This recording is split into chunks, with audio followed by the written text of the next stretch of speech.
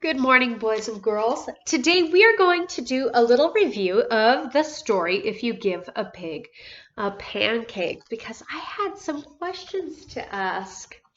So, is this story a funny or a serious story? This is a funny story. Now, why did you think it was funny?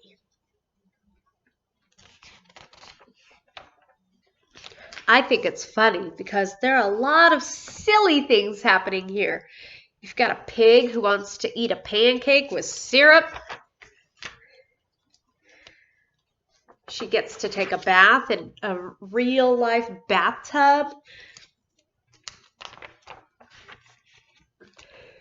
Do pigs pack to go on vacation? No. Do they get all dressed up and dance? No. So these are things in the story that are quite silly. Look at her. She's lifting all the furniture. That is a silly part in this story. So now I want you to think of your favorite part in this story, and I want you to draw a picture of that favorite silly part. I have some more questions. Why do you think the writer used humor to tell this story? Now, the word humor means silliness. Why do you think the writer or the author used humor to write this story?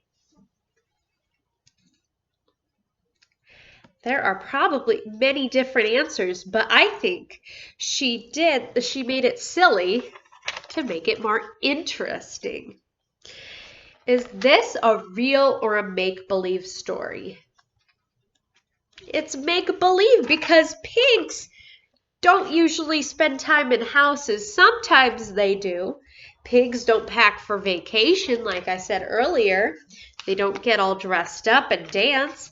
They certainly don't lift furniture or want to get their pictures taken. They don't know how to write and mail letters. They don't know how to build a treehouse. So how do the make-believe parts of this story make it funny? I think the pig is pretty bossy. And the pig does silly things, doesn't she? Look, she's making messes. Now, look at the picture on page 103. What makes this picture so silly?